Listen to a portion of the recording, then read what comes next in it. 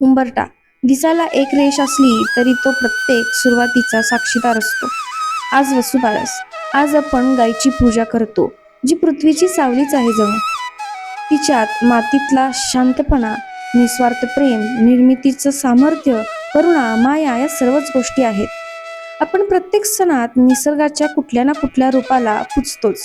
तसंच दिवाळीच्या दरम्यान आपण गायीची पूजा करतो. निसर्ग ही आपली पहिली आई आहे, कारण तीच आपल्याला अन्न, पाणी, वारा, आश्रय सगळंच देते की. आज सर्व पूजे कामे आवरून जेव्हा बसले तेव्हा आपसूक एक प्रश्न मनात आला, या सर्व गोष्टी तर मी केल्या, पण या गोष्टीतून मला काय शिकायला मिळालं?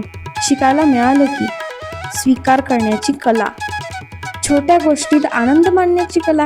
जे आपल्याला मिळतं त्यात आपण आनंद शोधायचा, आणि जी गोष्ट आपल्याला मिळतच नाही त्याला शांतपणे सोडून द्यायचं. आज लावलेला दिवा, काढलेली रांगोळी, त्यातील रंग, तसेच गायची प्रतिमा, या सर्व गोष्टींचे स्मरण करता फक्त एक गोष्ट आठवली की आपण प्रत्येक गोष्ट जर मनोभावने, स्वीकार भावनेने जर केली तर त्यातून आपल्याला मिळणारा आनंद हा द्विगुणितच होतो.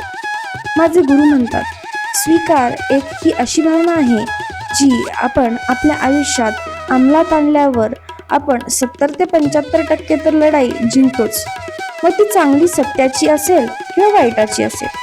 चला तर मग या दिवाळीत आपण प्रत्येक गोष्ट स्वीकार करूनच साजरी करूया.